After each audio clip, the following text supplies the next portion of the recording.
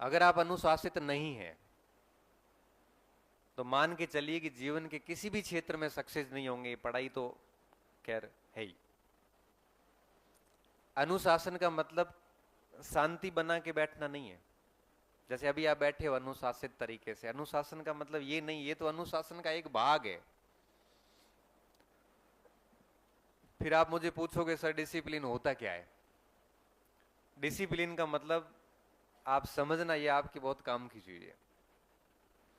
Discipline का मतलब होता है, कई मतलब होते हैं। पहला मतलब ये होता है कि सुबह से शाम तक आपका जो भी टारगेट है उसको ईमानदारी से पूरा करना। आपने सोच लिया था कि मुझे सुबह जल्दी उठना है, मॉर्निंग में मुझे ये पढ़ना है, इवनिंग में ये काम करना है, शाम को ये करना, दिन में ये करना है, और अगर आप बिल्कुल समयबद्ध तरीके से ये सारी चीजें कर रहे हैं, एक दिन नहीं हर दिन, ये डिसिप्लिन कहलाता है। आप 6-7 दिन पढ़ लिए, थक गए, आपने सोच लिया कि कल मुझे पढ़ाई नहीं करनी है, खेलने जाना है, ये काम करना है। आप खेल के आइए, आप दोस्तों के साथ बैठ के आइए, आपको कोई गीत सुन के आइए, फिल्म देखनी फिल्म देख के आ जाइए। ये भी डिसिप्लिन का हिस्सा है। 5 दिन पढ़ लिए, 6 दिन पढ़ लिए, 7वें दिन थक गए। अब परसों मैं थका, मैंने कहा यार मेरे से क्लास लेने की कोई इच्छा नहीं है। युवराज जी ने कहा अरे मत करो, एक ले लो। मैं ना, मेरा मन नहीं है, तो मैं जा रहा हूं खेलने। ये कल की बात है, सॉरी। मैं परीक्षा से आया, मुंह धोया और सीधा हॉस्टल गया। बच्चों के साथ 1-1.5 घंटे बढ़िया सा वॉलीबॉल खेला। वॉलीबॉल खेला, थका, घर जाके आराम से रोटी खा के सो गया। क्यों? मेरा मन नहीं था क्लास लेने का। जब मेरा मन ही नहीं है तो मैं कैसे पढ़ाऊंगा बताओ? और ये स्टूडेंट के साथ में भी, आपके साथ में भी होगा। और मैं ये मानता हूं अगर एक महीने में आप 20-22-25 दिन बढ़िया पढ़ लेते हैं ना तो खूब है। ये 3-4 दिन ब्रेक लेते हैं तो ये बढ़िया बात है। 30 के 30 दिन पढ़ाई किसी से नहीं हुई आज तक। कोई कह रहा है कि मैं तो बस एक दिन भी नहीं किया हुआ, झूठ बोल रहा है। 30 से 30 दिन पढ़ाई किसी से नहीं होती, ना मेरे से भी ना आपसे होगी। एक दिन तो ब्रेक चाहिए महीने में। अगर मैं मानता हूं 25-26 दिन बढ़िया निकाल लेते हैं ना आप मान के चलना आप सही चल रहे हो। ये मार्केट में भ्रांतियां बनी हुई है। कोई भी व्यक्ति 2, ढाई, 3 घंटे लगातार नहीं पढ़ सकता। अगर लाइब्रेरी में कोई बैठा है ना मन मार के, हिम्मत करके, तो किसी को देख के बैठा है कि हैंग उठिया कौन हो ही बटो रहे हो। ये सब बैठे हैं तो इधर उधर तिरछी नजर में हैंग बैठा है, मैं भी बैठ जाता हूँ। ये तो भैया दिखावा कर रहे हो, ये कोई डिसिप्लिन पढ़ाई तो नहीं है। ये घंटे भर बाद में दिमाग जाम हो जाता है। 45-50 मिनट में दिमाग जवाब दे देता है, तो उस समय 5-4-5 मिनट का ब्रेक चाहिए होता है। फिर कैसे कोई 2-3 घंटे, कुछ सब्जेक्ट्स होते हैं जहां अपवाद है, जैसे मैथ में कोई बैठ गया या फिजिक्स में बैठ गया। आप वाले सब्जेक्ट का तो मुझे पता है, ठीक है, कोई रिवीजन है, इंटरेस्टिंग टॉपिक है, आपके लायक का है, तो 2 घंटा पढ़ लोगे आप। बाकी नहीं हो पाता। फिर आप कहते हो सर कुछ देर तो समझ में आता है, फिर दिमाग कहीं और चला जाता है। दिमाग जाएगा ही। व्यक्ति की अधिकतम पढ़ाई सिटिंग 50 मिनट के आसपास होती है। फिर 4-5 मिनट का बढ़िया ब्रेक लेके फिर बैठ जाओ। तो कुछ धारणाओं से हट जाइए और डिसिप्लिन्ड होके बैठिए आप। ज्यादा समय तो कौन था रे, 10 मिनट था ना, और बोला भाषण टेक दे बजे जाऊं, क्योंकि आज बोले ना 3-4 दिन हुआ रहा, तो मारे की एक विचार आया था मैं हैंग होना ही करे પછી फ्री हो जाऊं, पर रात्रि मन की नींद बढ़िया हो। नहीं बोला तो मारे एसिडिटी हुए तो माने लागे जोने आज पता नहीं जिंदगी नरक सी हो गई है। हम थानो इतो हुना दियो ना तो मारो मन एडो राजी हुए। बस शांति एकदम, भगवान सुगन बहुत शांति महसूस हुए। 1-1.5 घंटो ज्ञान ध्यान तो लगे कि हाँ हमें ठीक है। नहीं तो पता पूरा दिन गुमसुम रहता हूँ, सब पूछते हैं क्या हुआ आज, तनाव में क्यों लग रहे हो। अब उनको कैसे कहूँ आज कहीं भाषण नहीं हुआ मेरा।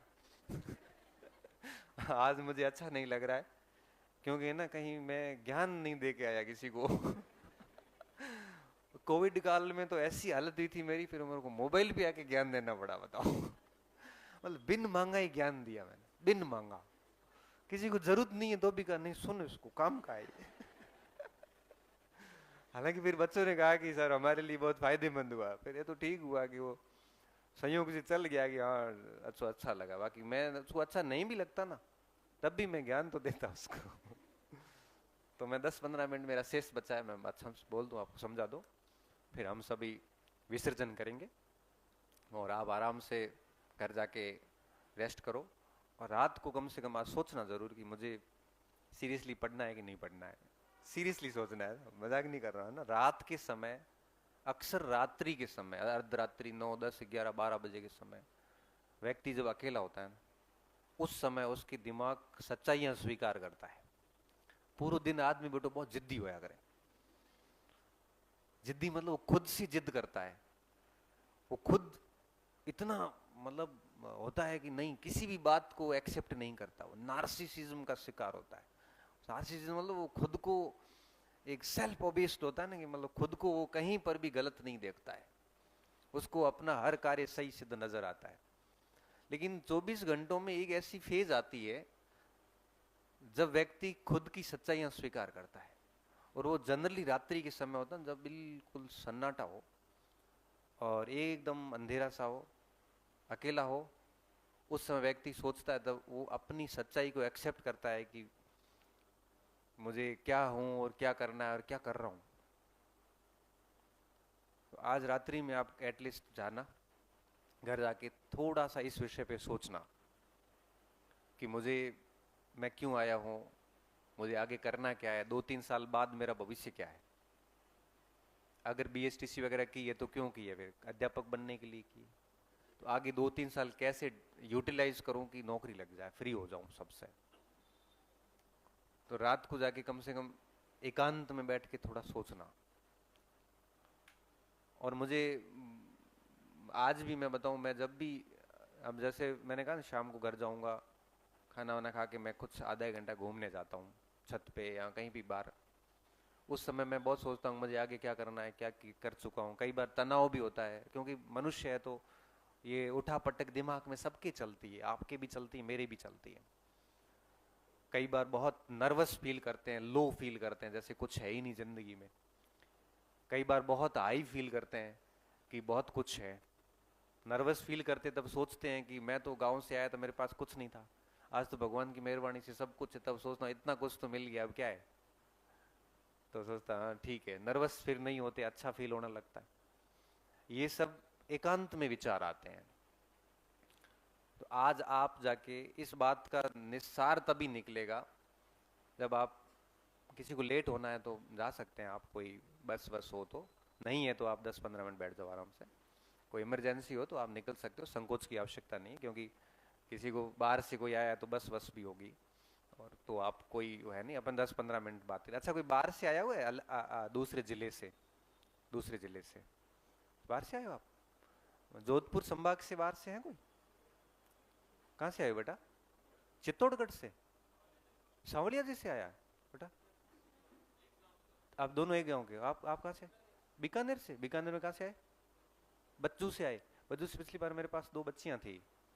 और पीछे से कहाँ से आया बेटा? जोर से बोल। सीकर? सिरसा? हरियाणा? ये आगे सिरसा का बोल रहा, सिरोही से? हरियाणा से? ओ, तो हरियाणा से L1 का चल जाएगा, कर लोगे? यस, यही तो बात होती है, कर लेंगे हम साथ।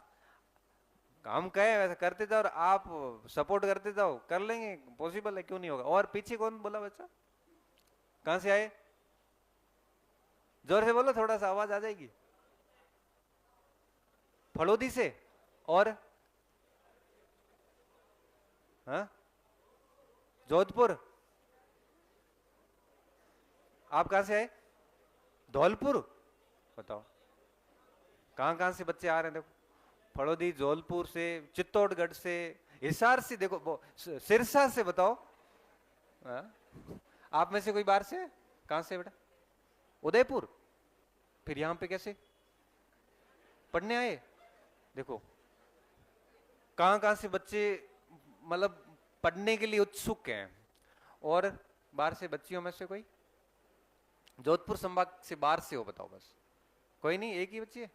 हाँ, परेशान मत करे थे बेड़े वे न कदे कॉपरेट करया, कोई रूम वूम दिलान में हेल्प करया, बाहर से आई, यहीं से। हाँ। और कौन सा बच्चा बता था पीछे से? नॉर्थ राजस्थान से, अच्छा ये बीकानेर से हो गया।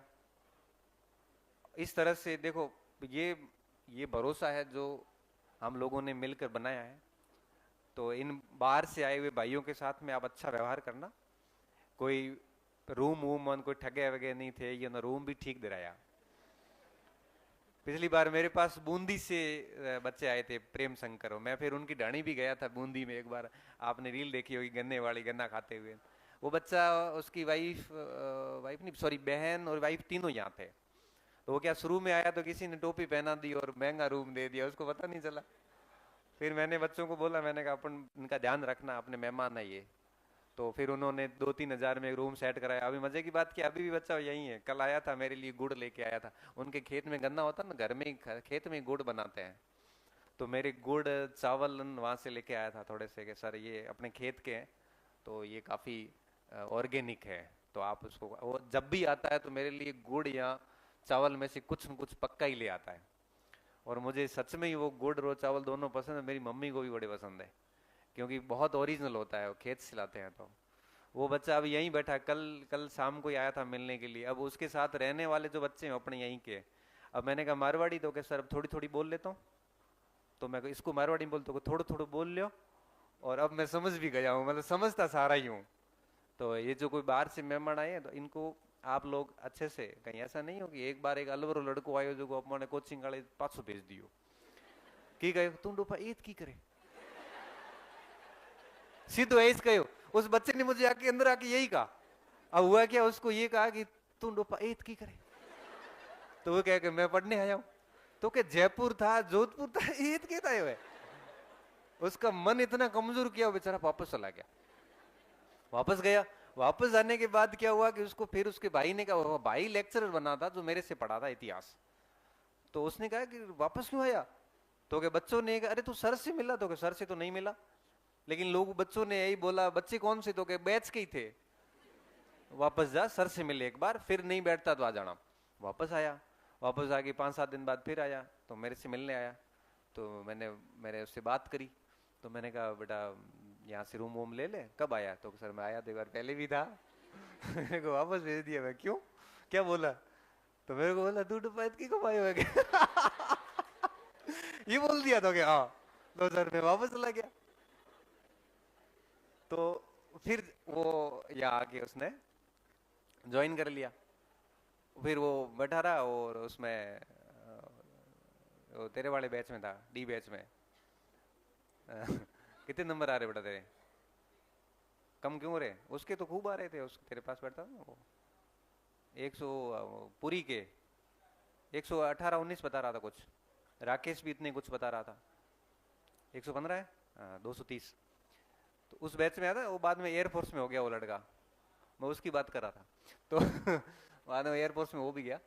तो आप सोचिए कि मतलब ऐसे किसी को मत करना, बस बाहर से कोई उम्मीदों के साथ आया। तो एक पिछली बार एक लड़की राजसमंद से आई थी, पूरा बैच करके फिर गई। तो आप इनका थोड़ा सम्मान रखना, ठीक है? अब बढ़िया पढ़ाई करो। देखो मेरी बात का सार यही है